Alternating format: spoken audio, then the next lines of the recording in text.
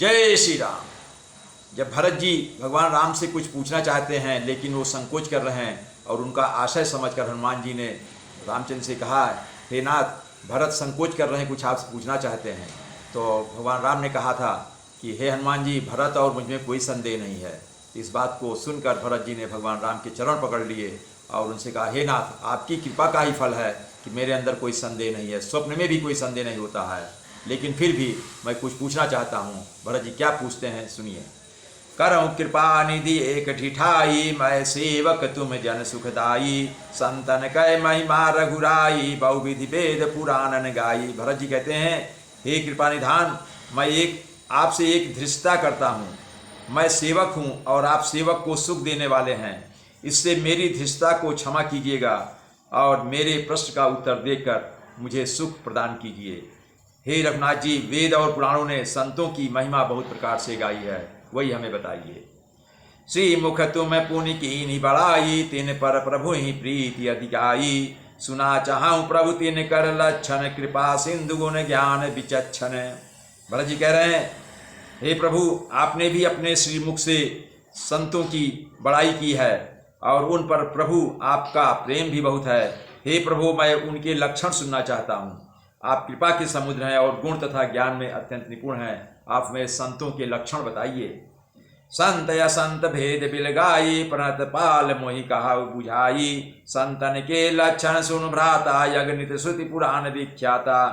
भरत जी कहते हैं, हे शरणागत का पालन करने वाले, संत और असंत के भेद अलग अलग करके मुझको समझा कर कहिए। इतना सुनकर श्री राम जी ने कहा, हे भाई भरत, संतों के लक्षण अर्थात गुण असंख्य हैं, उनको गिना नहीं जा सकता, बहुत असंख्य है।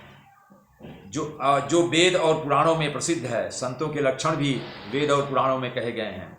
संत या संतन कैसी करनी, जिमि कुठार चंदन या चरनी, काटई परस मलय सुन भाई, निज गुण दे सुगंध बसाई। भगवान राम कहते हैं, संत और असंतों की करनी ऐसी है जैसे कुल्हाड़ी और चंदन का आचरण होता है। संत जो है वो चंदन की तरह होते हैं और असंत कुल्हाड़ी की तरह होते हैं।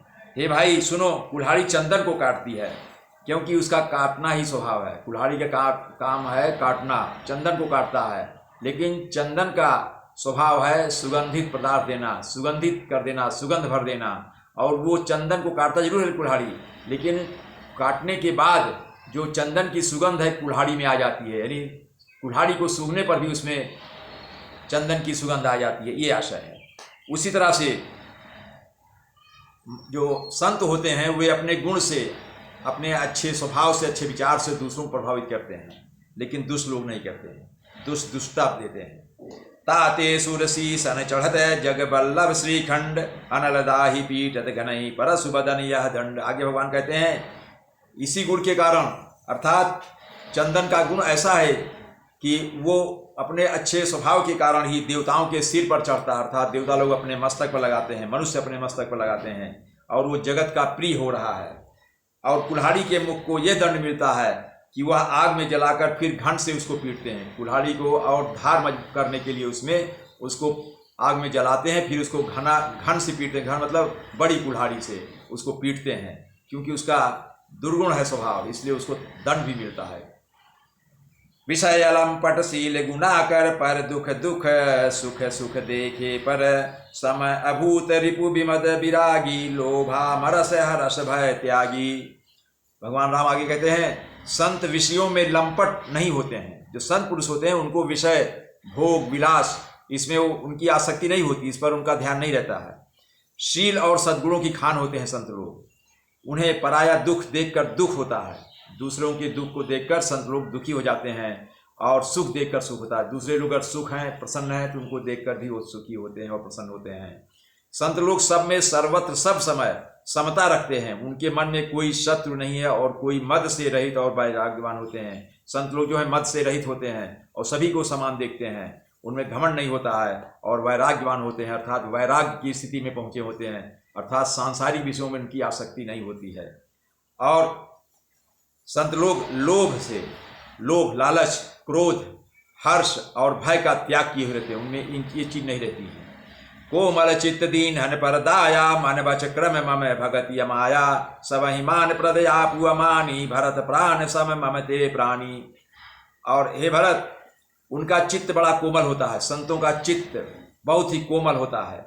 वे दीनों पर दया करते हैं, जो गरीब होते हैं, असहाय होते हैं, उन पर उनमें दया होती है।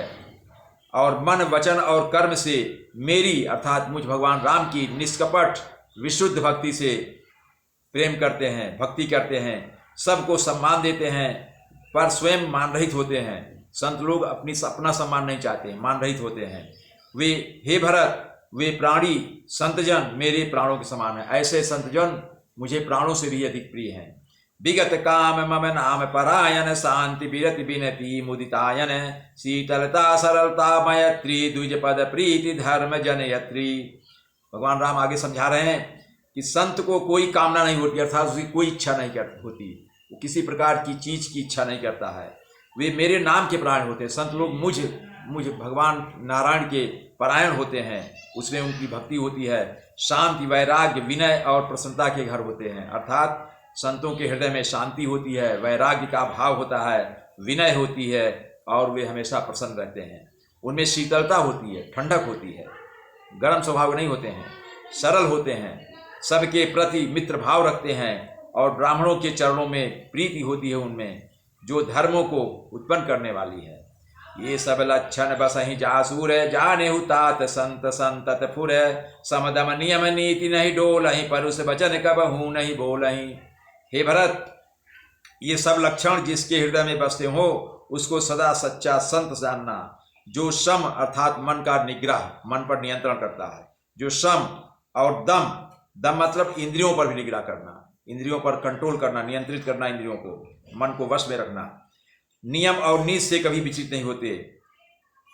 ऐसे लोग मुख से, ऐसे संत जो होते हैं वो मुख से कठोर वचन भी नहीं निकालते हैं, कठोर वचन नहीं बोलते, किसी के लिए भी कठोर शब्दों का प्रयोग नहीं करते। निंदा स्तुति उभय सब ममता मम पद कंज ते सज्जन मम प्राण प्रिय गुण मंदिर सुख पुंज। हे भरत, जिन्हें निंदा और स्तुति दोनों समान है, अगर उनकी आप निंदा करोगे तब भी उनको कुछ नहीं असर होगा उनके ऊपर, और उनकी बड़ाई करोगे तब भी उनको कुछ नहीं लगेगा। और मेरे चरणों में जिनकी ममता है, वे गुणों के धाम और सुख की राशि, संत जन मुझे प्राणों के समान प्रिय हैं। जय श्री राम।